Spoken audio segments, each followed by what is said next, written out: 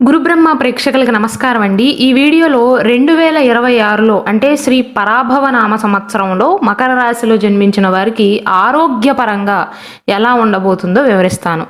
ఇది పిల్లలకి, పెద్దలకి, వృద్ధులకి కూడా వర్తిస్తుందండి. ఏ వయస్సు వారికైనా, ఆడవారికైనా, మగవారికైనా సరే వర్తిస్తుంది. ప్రేమ, పెళ్లి, ఉద్యోగం, రాజకీయం, విదేశీ ప్రయాణం, ధనం నిలకడగా లేకపోవటం, భార్యాభర్తల మధ్య గొడవలు, ఆస్తి తగాదాలు, అప్పుల బాధలు, స్త్రీ పురుషుల ఎలాంటి గుప్త సమస్యలకైనా, గృహశాంతి, నవగ్రహ శాంతి, నరదృష్టి, కాలసర్ప దోషాలు, దూర ప్రాంతాల వరకు ఫోన్ ద్వారా జ్యోతిష్యం చెప్పబడును. Phone number 9542637206. ఈ సంవత్సరంలో పాజిటివ్ పాయింట్ ఏంటంటేనండి, శని పేడ్ అనేది లేదు. అంటే మకర రాశి వారికి అష్టమ శని, అర్ధాష్టమ శని, ఏలినాటి శని, కంటక శని ఏమీ కూడా జరగట్లేదు. శని 3వ ఇంట్లో, అంటే దీనిని పరాక్రమ స్థానం లేదా ఉపచయ స్థానం అని కూడా పిలుస్తారు. ఆరోగ్యపరంగా శని 3వ ఇంట్లో ఉండటం అనేది ఒక బూస్టర్గా చెప్పవచ్చు. అంటే మీలో రోగనిరోధక శక్తి, ఇమ్యూనిటీ అనేది అద్భుతంగా పెరుగుతుంది. క్రోనిక్ డిసీజెస్తో ఎవరైతే బాధపడుతున్నారో, అంటే దీర్ఘకాలిక వ్యాధులతో ఎవరైతే బాధపడుతున్నారో, ఈ ఏడాది వారికి సరైన వైద్యం అందుతుంది. అలాగే ప్రాణాయామం, వ్యాయామం చేయటం వల్ల త్వరగా కోలుకోగలుగుతారు. మునపటి కంటే ఉత్సాహంగా ఉండగలుగుతారు. అయితే 2026 సంవత్సరం జూన్ 2వ తారీఖు వరకు గురువు 6వ ఇంట్లో, 6వ ఇల్లు అనేది జ్యోతిష శాస్త్రం ప్రకారం రోగస్థానం, శత్రుస్థానం అవుతుందండి.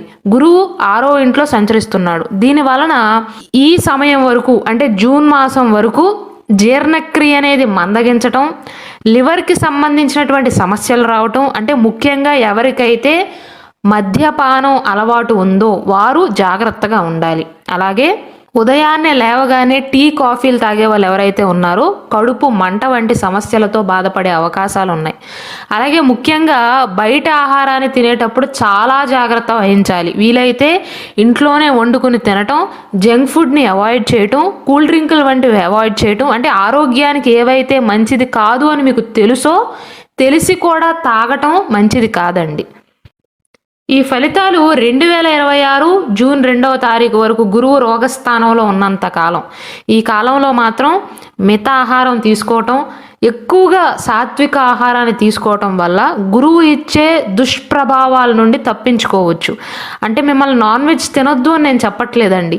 తక్కువ తినండి, సాత్విక ఆహారాన్ని ఎక్కువ తినండి. సంవత్సరం మొత్తం కాదు, 2026 జూన్ మాసం వరకు గురుబలం అనేది మీకు లేదు. గురువు అనుకూలమైనటువంటి స్థానంలో లేడు. 6వ ఇల్లు అనేది దుష్టస్థానం అవుతుంది జ్యోతిష శాస్త్రపరంగా.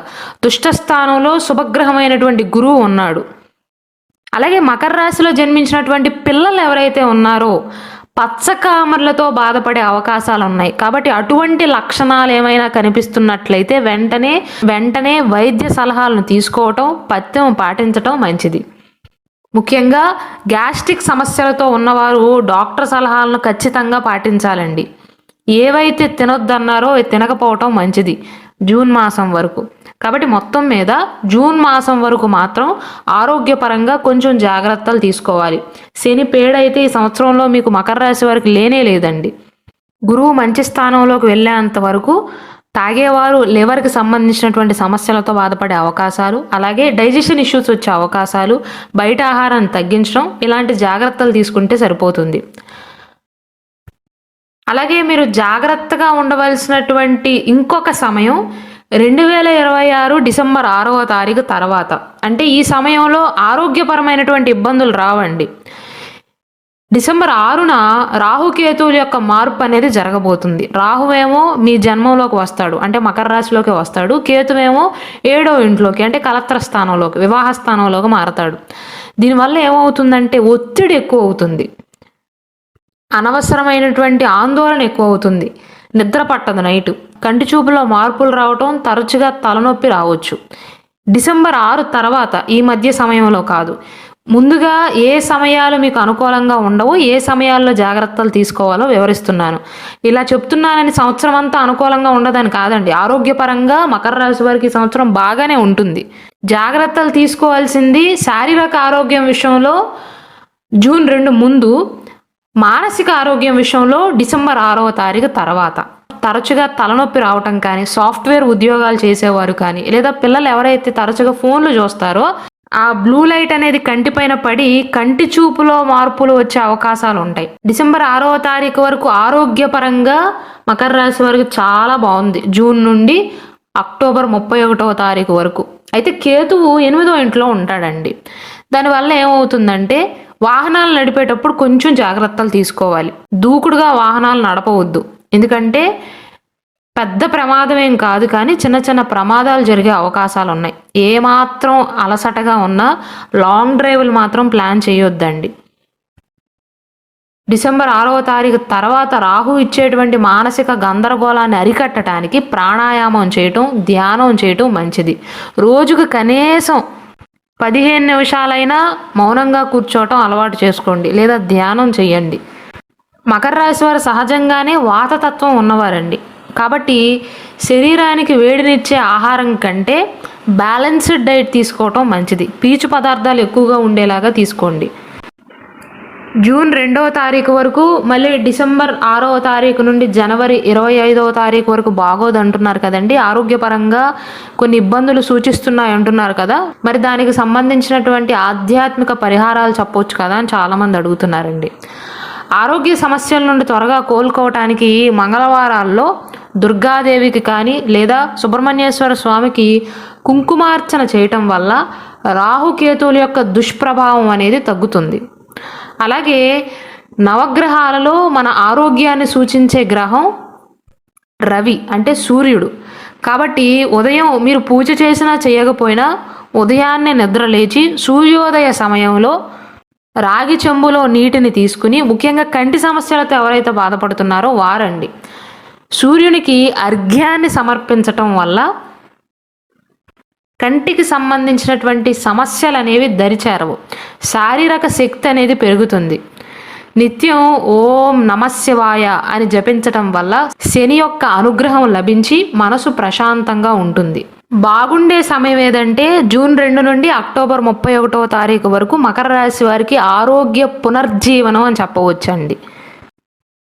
గతంలో గురువు వల్ల ఎదురైనటువంటి కడుపు నొప్పి కానీ, ఇన్ఫెక్షన్ల నుండి జూన్ 2వ తారీఖు తర్వాత అద్భుతమైనటువంటి ఉపశమనం అనేది లభిస్తుంది. అలాగే ఎవరికైతే ఆపరేషన్లు జరగాల్సి ఉందో వారికి ఈ సమయంలో కనుక జరిగినట్లయితే సక్సెస్ అయ్యే అవకాశాలు చాలా ఎక్కువ. 7వ ఇంట్లో ఉన్న గురువు మీ రాశిని చూడటం వల్ల, అంటే గురువు యొక్క ఆస్పెక్ట్ అనేది మీ రాశి పైన పడటం వల్ల మీలో పాజిటివ్ ఎనర్జీ అనేది పెరుగుతుంది. గతంలో ఉండేటువంటి డిప్రెషన్ కానీ, అనవసరమైనటువంటి భయాలు కానీ, నెగిటివ్ ఆలోచనలు కానీ మటుమాయం అవుతాయి. మీ ముఖంలో ఒక తెలియనటువంటి తేజస్సు, ముఖ వర్చస్సు కనిపిస్తుంది. గతంలో నిద్ర పట్టక ఇబ్బంది పడేవారికి ఈ సమయంలో ప్రశాంతమైనటువంటి నిద్ర లభిస్తుంది.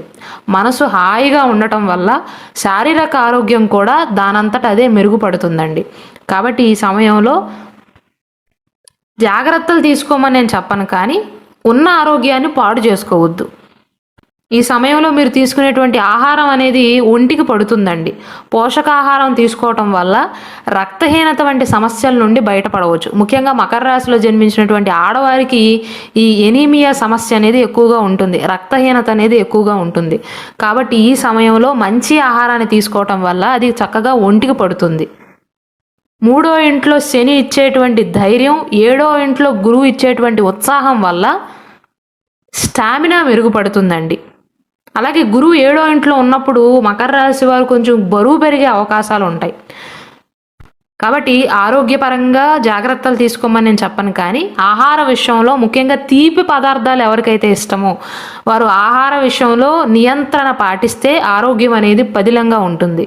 అలాగే ఇంకొక పరిహారం ఏంటంటే, నేను అన్ని వీడియోస్లో చెప్పినట్లుగా మకర రాశి వారు మీ రాశికి అధిపతి శని కాబట్టి నీలాన్ని ధరించటం కానీ, మీరు ఏ నక్షత్రంలో జన్మిస్తే ఆ నక్షత్రానికి అధిపతి అయినటువంటి గ్రహానికి సంబంధించినటువంటి జాతకరత్నం ధరించటం కంటే కూడా, ఒకవేళ మీ date of birth, time of birth కరెక్ట్గా కనుక తెలిసినట్లయితే మీకంటూ సపరేట్గా జాతక చక్రం అనేది ఉంటుంది. దానినే లగ్న కుండలి అంటారు.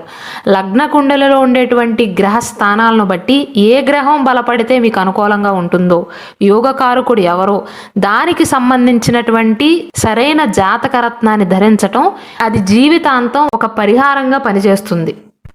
కాబట్టి జాతక రత్నం పైన మనం కొంత ఖర్చు చేస్తాం కాబట్టి కేవలం రాశి నక్షత్రం బట్టి కాదు.